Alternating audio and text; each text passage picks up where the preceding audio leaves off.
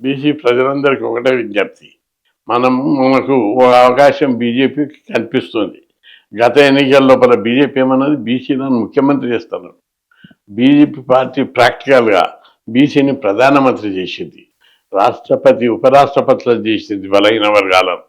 కాబట్టి BJP party మనం అధికారం ఇస్తే, ఇప్పుడు ఎమ్మెల్సీ లోపల వాళ్ళకి అధికారం కల్పిస్తే ఇక్కడ బీజేపీ వాతావరణం గ్రాఫ్ పెరిగిపోతుంది ఎగ్జామ్. విద్యావంతులు, మేధావులంతా బీజేపీ వైపు ఉన్నారని. బీజేపీ పార్టీ కూడా ఇప్పుడు ఇది అప్పుల రాష్ట్రం, ఎప్పుడు దివాలా తీస్తుందో, ఎప్పుడు ఏమవుతుందో తెలియని పరిస్థితి. జీతాలు కూడా ఇవ్వడానికి డబ్బులు లేవు. కేంద్రం ఆదుకుంటే తప్ప రాష్ట్రం బతికి బట్టగట్టలేదు. కాబట్టి రాష్ట్ర ప్రజలందరూ, తెలివైన వాళ్ళందరూ గుర్తించి బీసీల ఓట్లన్నీ బీజేపీకి వేసి ఎంకరేజ్ చేయాలి. అబ్బో బీసీలు మా వైపు మొగ్గుతున్నారని బడ్జెట్ ఇస్తారు, పదవులు ఇస్తారు. బీజేపీ రాష్ట్ర అధికారంలోకి వస్తే రాష్ట్రం సర్వాంగ సుందరంగా బంగారు తెలంగాణగా అభివృద్ధి చెందడానికి అవకాశం ఉంటుంది. అందుకే మనకు ఫండ్స్ రావాలన్నా, స్కీములు రావాలన్నా, రాష్ట్రం అభివృద్ధి చెందాలన్నా, కంపెనీలు రావాలన్నా బీజేపీ రావాలి. బీజేపీ కోసం ఇక్కడ మనమందరం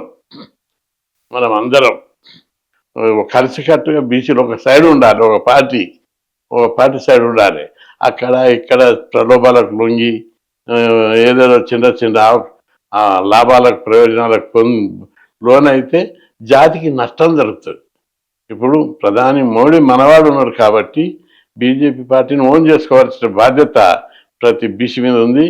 చాలామంది అంటారు ఇప్పుడు ఇక్కడ కూడా బీసీలకే చాలా ప్రాధాన్యత ఇస్తారు. మీ అందరికీ తెలుసు, నేను కరడు కట్టిన బీసీ ఉగ్రవాదిని. నన్ను పిలిచి బీజేపీ పార్టీ గౌరవించి ఎంపీ టికెట్ ఇచ్చింది. అంటే అర్థం ఏంటి? బీసీలను గౌరవిస్తుందని. నిజంగా వాళ్ళు బీసీ గౌరవించకపోతే నాకు ఇవ్వరు. వాళ్ళ దాంట్లో చాలామంది సీనియర్స్ ఉంటారు, పార్టీలో పనిచేసే వాళ్ళు ఉన్నారు. వాళ్ళందరినీ పక్కకు పెట్టి నాకెందుకు ఇచ్చారు? ఈయన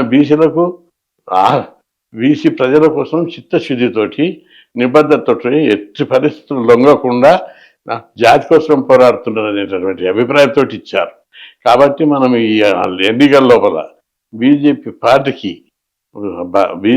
ఇచ్చిన 3 అభ్యర్థులకు బలంగా మద్దతు ఇచ్చి గెలిపించాలని చెప్పి నేను విజ్ఞప్తి చేస్తున్నాను.